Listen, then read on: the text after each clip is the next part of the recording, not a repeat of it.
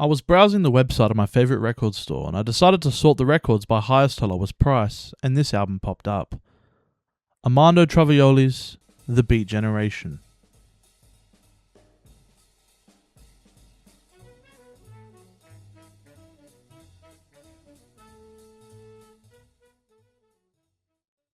I first got interested in this album because of its absurd price tag and its completely plain, almost mysterious cover art. Naturally, my first thought was, is this thing on YouTube? So I jumped over there, and sure enough, it was. I hit play, listened for a bit, and immediately knew this album was way too good not to turn into a YouTube video. But before we talk about this album, who is Armando Trovajoli?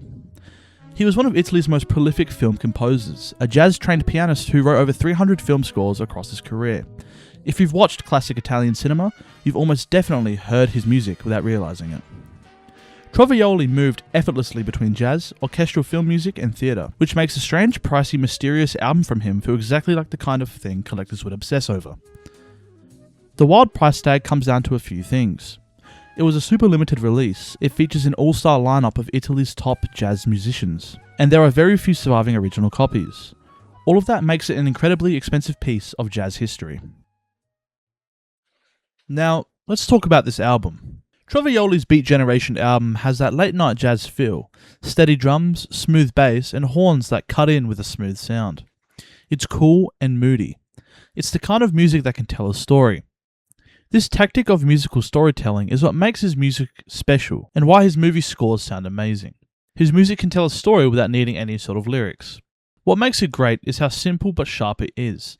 Every track is tight, focused, and carries that beat era edge without trying too hard. Trovajoli isn't copying American jazz. He's giving it a cleaner, more controlled vibe that still feels rebellious underneath. It sticks with you because it captures a quiet kind of cool. His music can hit you two different ways. Sometimes it feels relaxed and laid back. Other times it comes off energetic and a little chaotic. I'm not going to play the full album here. I'd rather you check it out on your own, maybe when you're bored or just want some top-tier jazz music to sink your teeth into. This album features 10 tracks. The Beat Generation, Why Not, Blues, Okay,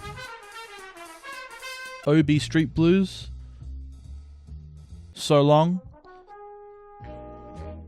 The Daffodils Smile, Bonjour Tristano, Love 15, and The Stretch. Some of my favourite tracks are The Stretch, Bonjour Tristano, Why Not, and The Beat Generation. In conclusion, do I think this album is worth $750? No, I don't. Do I think that it is a great jazz album? Definitely. I personally give this album an 8 out of 10, and it has rightfully earned its spot in my top jazz albums. I have the album linked in the description down below, so you guys can listen to it whenever you want. I hope you guys enjoyed this video, and I'll see you guys in the next one. Thank you very much for watching.